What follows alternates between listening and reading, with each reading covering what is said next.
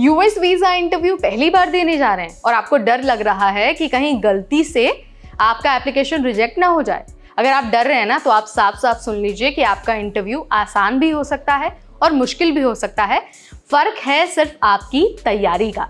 यानी कि अगर आपकी तैयारी अच्छे से होती है तो आपको इंटरव्यू बहुत आसान लग सकता है, लेकिन अगर आप गलती करते हैं और अच्छे से तैयारी करके नहीं जाते हैं तो आपका वीज़ा इंटरव्यू आपके लिए कॉम्प्लिकेटेड हो सकता है।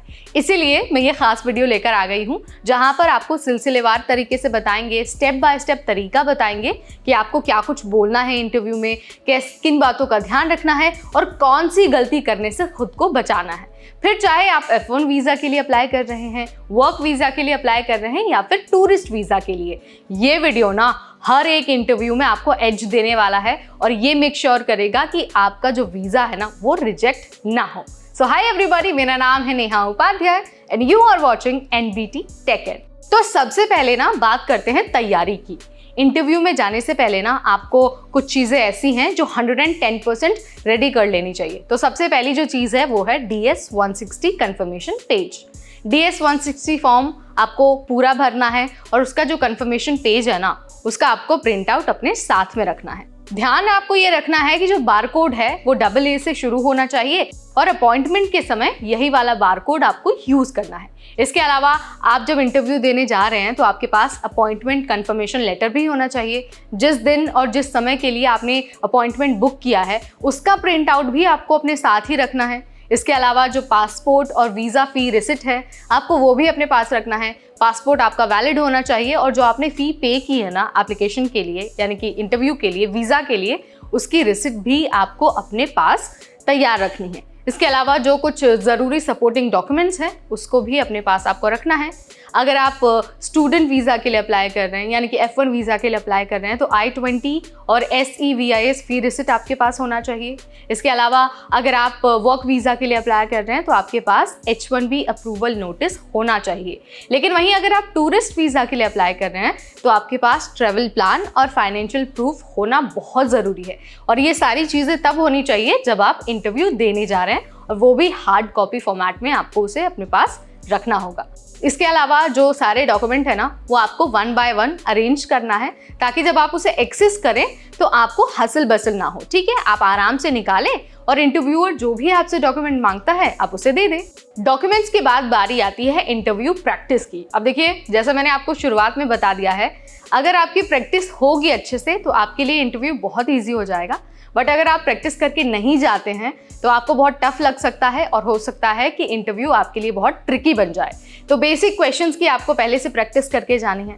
हालांकि वो आपसे आउट ऑफ द सिलेबस भी क्वेश्चन पूछ सकते हैं, लेकिन कुछ क्वेश्चंस ऐसे होते हैं जो पहले से फिक्स होते हैं और आपको उसकी तैयारी पहले से ही कर लेनी है। ठीक है, और तैयारी इसलिए करनी है ताकि आपका जो कॉन्फिडेंस है वो इंटरव्यू के दौरान बना रहे, आप नर्वस ना हो और आपका जो एप्लीकेशन है वो रिजेक्ट ना हो।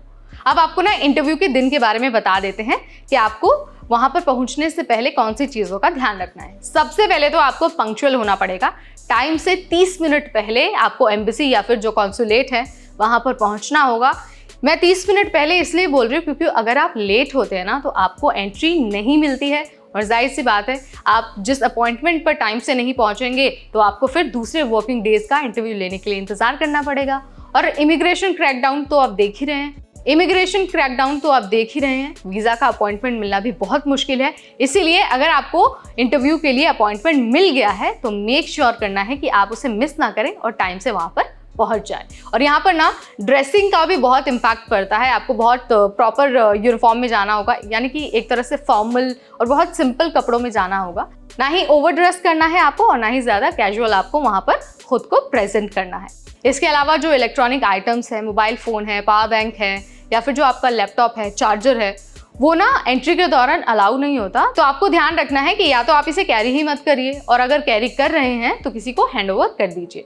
इसके अलावा आईडी प्रूफ आपको अपने पास रखना है।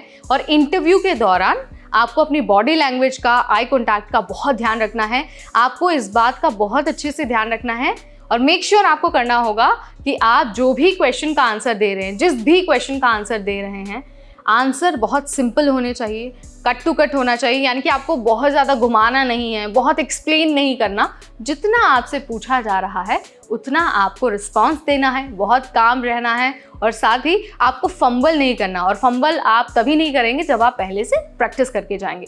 तो प्रैक्टिस करना इज़ अ मस्ट। इसके अलावा आपको बहुत अच्छे से क्वेश्चन सुनना है और वेग आंसर्स नहीं देने हैं। जितना पूछा जाए उतना आपको बताना होगा।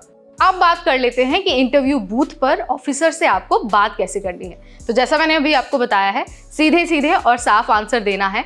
ऑफिसर वही सारी चीज़ें पूछेगा जो आपने DS 160 में भरा हुआ है।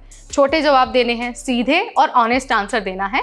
आपसे जो डॉक्यूमेंट मांगा जाएगा आपको सिर्फ वही हैंड ओवर करना है। बिना पूछे फाइल या फिर पेपर्स आप मत दिखाइए। जब ऑफिसर आपसे कहता है ना कि आप मुझे ये वाला डॉक्यूमेंट दीजिए या फिर मुझे ये वाली कॉपी दीजिए, आपको तभी वो डॉक्यूमेंट हैंड ओवर करना है, ठीक है। इसके अलावा जो कुछ बेसिक क्वेश्चंस हैं जो आपसे पूछे जा सकते हैं वो ये हो सकता है, why do you want to go to the US, यानी कि आप US क्यों जाना चाहते हैं। इसके अलावा आपसे ये भी पूछा जा सकता है कि who will fund your trip. साथ ही ये भी एक बेसिक क्वेश्चन हो सकता है कि what is your plan after completing your studies on work.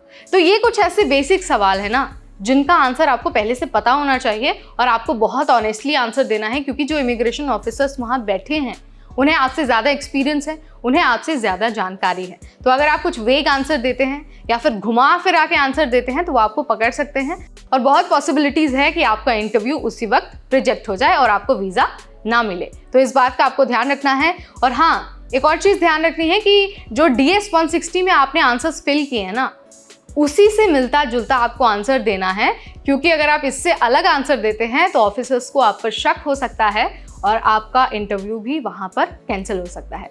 इसके अलावा ओवर कॉन्फिडेंस से आपको खुद को बहुत बचाना है। कॉन्फिडेंट रहना is a good thing, but over confidence में जाकर बहुत ज़्यादा स्मार्ट बन के आपको आंसर्स देने की ज़रूरत नहीं है। अगर आप बहुत ज़्यादा ओवर कॉन्फिडेंट होते हैं, बहुत ज़्यादा बोल देते हैं, तो ये भी आपके रिजेक्शन का कारण बन सकता है। ये कुछ ऐसी टिप्स हैं, कुछ ऐसी बेसिक बातें हैं जिनको आपको फॉलो करना बहुत ज़रूरी है। अगर आप इन चीज़ों को ध्यान में रखेंगे तो आप पहली बार में सक्सेसफुल हो सकते हैं। बट अगर आप पहले से प्रिपेयर करके नहीं जाते हैं या फिर अपने डॉक्यूमेंट्स को आप अलाइन नहीं करते हैं तो हो सकता है कि आपको रिजेक्शन का भी सामना करना पड़े। तो अगर आप भी पहली बार इंटरव्यू देने जा रहे हैं ना, तो आई एम डैम श्योर कि इस वीडियो ने आपकी हेल्प ज़रूर की होगी। अगर और भी कोई व्यक्ति है जिनका US का वीज़ा इंटरव्यू होना है, उनके साथ भी ये वीडियो ज़रूर शेयर करिएगा। ऐसे अपडेट्स के लिए बने रहिए हमारे साथ, यानी NBT Tech Ed पर।